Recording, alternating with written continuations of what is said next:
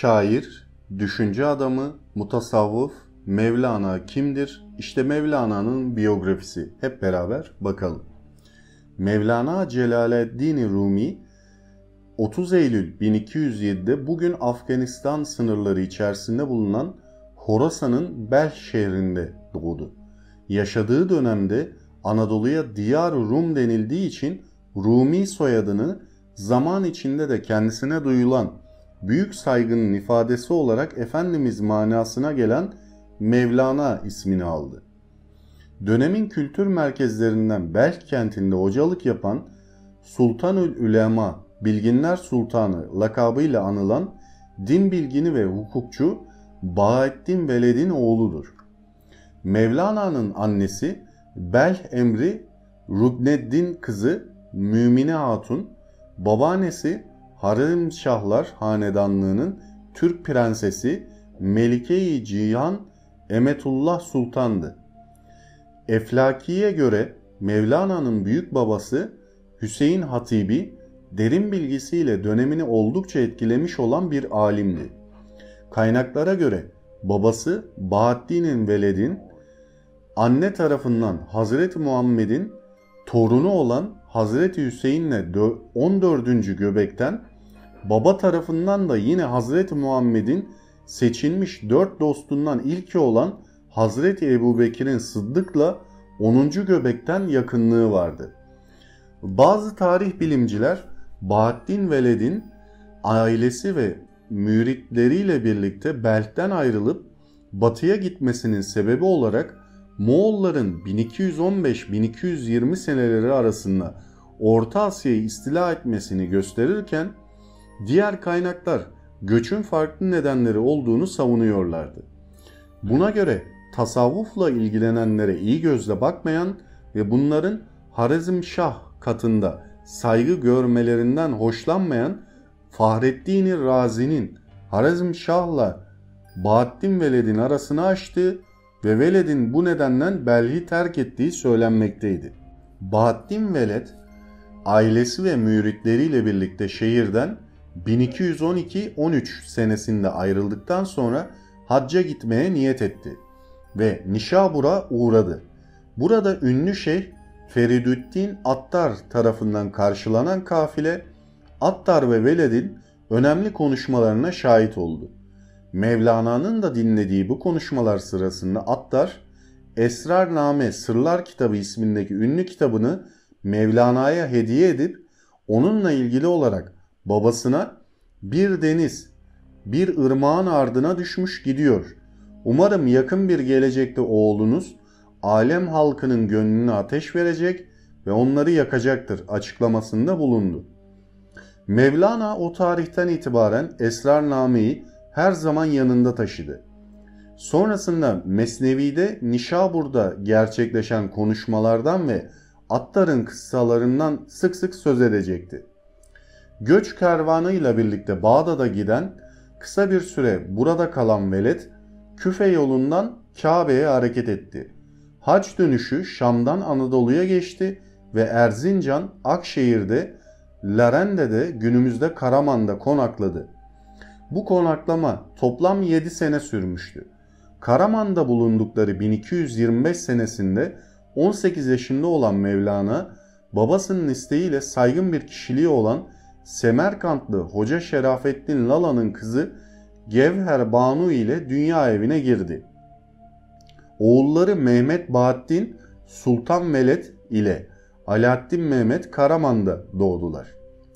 3 Mayıs 1228'de Selçuklu Sultanı Alaaddin Keykubat'ın ısrarıyla Bahattin Veled ve Mevlana Selçukluların başkenti Konya'ya yerleştiler. Keykubat tarafından Altınapa medresesinde ağırlanan Mevlana ve ailesine ordunun ileri gelenleri, medreseliler ve saray eşrafı büyük saygı duyuyor, Bahattin Veled'i sevenler gün geçtikçe artıyordu. Çok geçmeden Sultan Alaaddin Keykubat sarayında Bahattin Veled'in şerefine büyük bir toplantı düzenleyip bütün ileri gelenleriyle birlikte onun manevi terbiyesi altına girecekti.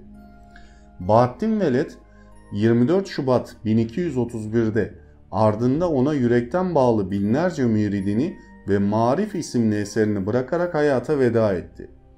Ve Selçuklu Sarayı'nda Gül Bahçesi denilen yere gömüldü. Hükümdar yas tutarak bir hafta tahtına oturmadı ve 40 gün süreyle imarethanelerde onun için yemek dağıtıldı. Bahattin Veled oğlu Mevlana'ya tasavvufu öğretmişti. Onu yetiştirirken doğru yolu bulması, derin ve incelikli düşünebilmesi için sırlarını paylaşmıştı. Babasının vasiyeti, müritlerinin ısrarlı ricaları ve sultanın buyruğu üzerine Mevlana, ölümünün ardından Bahattin Veled'in yerine geçti. Fakat Mevlana babasından sonra Seyyid Burhanettin'i buluncaya kadar bir sene mürşitsiz kaldı. 1232 senesinde babasının halifesi Seyyid Burhanettin Muvafık-ı Tirmizi'nin Konya'ya gelmesiyle Mevlana onun manevi terbiyesi altına girdi. Tirmizli olduğu için Tirmizi diye anılan Burhanettin, Mevlana'yı o dönemde geçerli olan tüm İslam bilimleriyle ilgili olarak bir sınava tabi tuttu. Mevlana'nın oğlu Sultan Veled'in daha sonra İbtidatname Başlangıç Kitabı isimli kitabında anlatacağı üzere Tirmizi sınav sonucunu açıklarken şu ifadeleri kullanacaktı. Bilgide eşin yok, gerçekten seçkin bir ersin. Ne var ki baban hal ehli, gönül ve ruh adamı idi. Sen kal ehlisin, söz adamı. Kalı bırak, onun gibi hal sahibi ol. Buna çalış, ancak o zaman onun gerçek varisi olursun. Ancak o zaman güneş gibi alemi aydınlatabilirsin. Tirmizi'nin bu önerisinden sonra Mevlana samimiyetle Seyyid Burhanettin'i babasının yerine koydu ve gerçek bir mürşit bilerek gönülden tam 9 sene ona hizmet etti. Seyir-ü Sülük denen tarikat eğitiminden geçtikten sonra Halep'e gitti. Yüksek ilimlerde daha çok derinleşmek için Halaviye medresesinde fıkıh, tefsir ve usul ilimlerinde bilgin olan Adimoğlu Kemalettin'den dersler aldı. Mevlana Halep'teki öğrenimini tamamlayınca Şam'a geçti. Burada ilmi incelemeler yapmak için 4 sene kaldı ve bu süreçte Şam'daki alimlerle tanışıp onlarla sohbet etme imkanı buldu. Eflaki'ye göre Tebrizli Şems ile ilk defa Şam'da tanışan Mevlana, sonraları Şems ile çok yakın arkadaş olacaktı. Halep ve Şam medreselerindeki 7 senelik eğitimini tamamlayıp Konya'ya geri dönen Mevlana, Tirmizi'nin rehberliğinde nefsini yenmeye çalıştı. Art arda 3 defa çile çıkarttı. 3. çilenin sonunda Seyyid Burhanettin, Mevlana'yı kucaklayıp öperek, bütün ilimlerde eşi benzeri olmayan bir insan, nebilerin ve velilerin parmakla gösterdiği bir kişi olmuşsun. Bismillah de yürü. İnsanların ruhunu taze bir hayat ve ölçülemeyecek bir rahmete boğ. Bu suret aleminin ölülerini kendi mana ve aşkınla dirilt diyecek ve onu irşat ile vazifelendirecekti. Mevlana Mesnevi isimli eserinde bu süreçle ilgili şu bilgileri verecekti. Piş, ol da bozulmaktan kurtul. Yürü, burhan-ı muhakkık gibi nur ol. Kendinden kurtuldun mu tamamıyla burhan olursun. Kül olup yok oldun mu sultan kesilirsin. Tirmizi bir süre sonra talebesi Mevlana'nın tüm ısrarlarına rağmen Konya'dan ayrılmaya karar verdi. Kaynaklar Tirmizi'nin bu kararı ile ilgili Mevlana'ya şu açıklamayı yaptığını yazacaktı. Buraya güçlü bir gönül aslanı yöneldi. Sana gelecek. Ben de bir din aslanıyım. Biz birbirimizle geçinemeyiz. Birbirimize ağır geliriz. Bu açıklamadan sonra Kayseri'ye giden Tirmizi 1241 senesinde hayatını kaybetti. Ölüm haberini aldıktan sonra Kayseri'ye giden Mevlana, hocasının bıraktığı kitapları da alarak Konya'ya döndü ve bu kitaplarla ders notlarını toplayarak Tirmizi'den yaptığı alıntılarla Fıh-i Mahfıh ne varsa içindedir isimli yapıtını yazdı.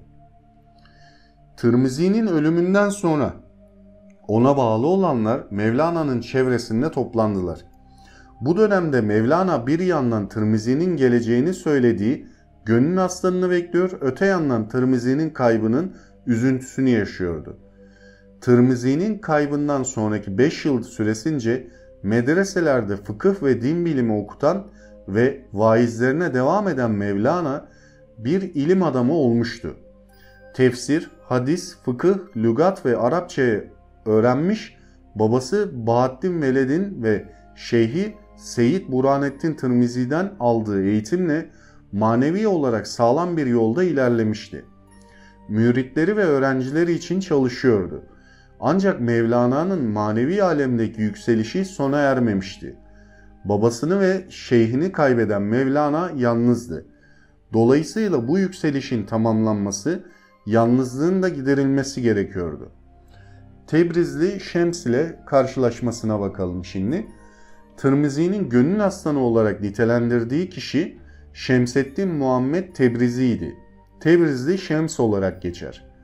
Tebrizli Melekdat oğlu Ali'nin oğlu olan Şems, öğrenimini tamamladıktan sonra zamanının tek şeyhi olarak gördüğü Tekbirzi Şeyh Ebubekir Sellebaf'ın manevi terbiyesi altına girip olgunlaşmıştı. Şems, olgun mürşitler bulmak arzusuyla yıllarca seyahat etmiş, dönemin bilginleriyle görüşmüştü. Bu bilginler spiritüalizme güçlü yöneliminden dolayı Şems'e Şems-i Perende, uçan güneş adını vermişlerdi. Şems çocukluğundan itibaren kendinden geçercesine ilahi aşkı yaşıyor, fikren ve ruhen hür bir derviş olarak biliniyordu. Şems kendisini ruhen tatmin edecek seviyede bir hak dostu arıyordu ve Allah'a bunun için dua ediyordu. Makalat Sözler adlı kitabında da anlattığına göre bir aradığı vardı. Gönlü aradığını Konya'da bulacağını söylüyordu ve aldığı ilhamla 29 Kasım 1244'te Konya'ya geldi. Kaynaklarda anlatılanlara göre bu büyük karşılaşmada ikisi arasında geçen konuşma şu şekildeydi. Kaynaklar bu buluşmanın gerçekleştiği yeri Merecel Bahreyn, iki denizin buluştuğu nokta diye adlandırmıştı. Karşılaştıklarında Şems 60, Mevlana 38 yaşındaydı. Mevlana'nın hayatında dönüm noktalarından biri olan bu karşılaşma sonrası Şems ile birlikte uzun sohbetler dönemi başladı. Şems ve Mevlana kaynaklarda 6 ay olarak belirtilen ve Mevlana'nın ders vermeyi, dostlarıyla görüşmeyi ve kitap okumayı bıraktığı dönem olarak nitelendirilen bu süreçte kendilerini tamamen Allah'a verdiler.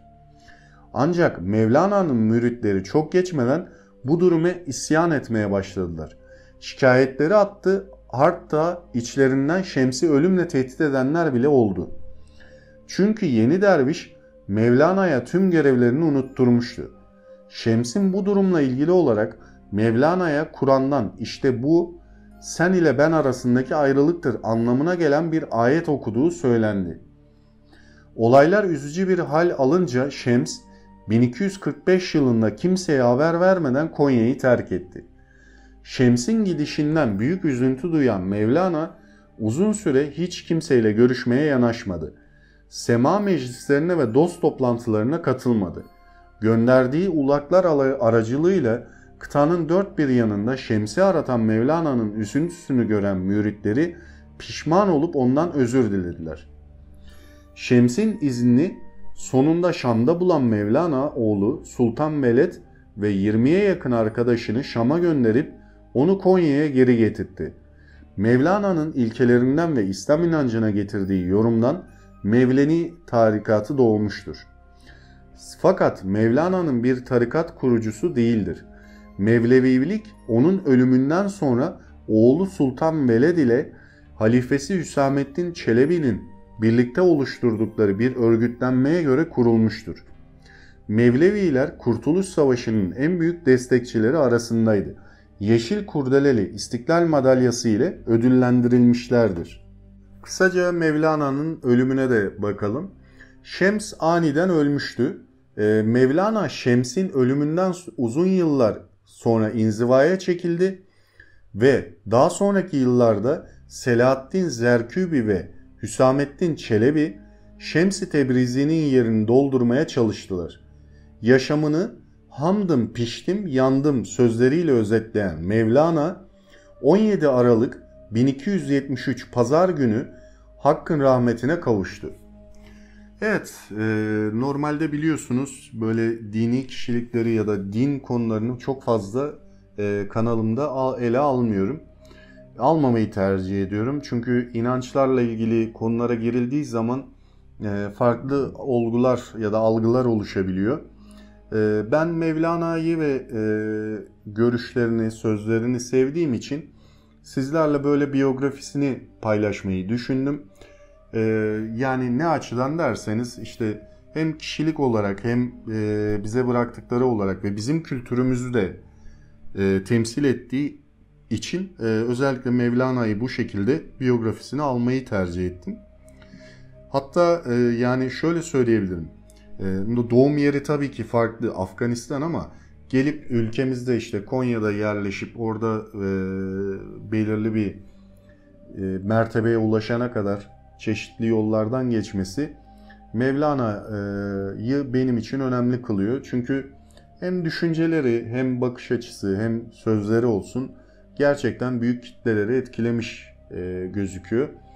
Tabii ki ben bir tarikat ya da bir mezhep tarzında bu olaya bakmıyorum. Beni de ilgilendirmiyorlar. Onu da net bir şekilde söyleyeyim. Ne tarikat ne cemaat ya da ne de mezhepler tarzında olaya bakmıyorum. O açıdan söylüyorum. Dediğim gibi benlik bir durum değil bunlar. Bir bu. İkincisi de Mevlana'nın benim internette okuduğum kaynaklarda artık hangi amaçla yapılıyor bilmiyorum ama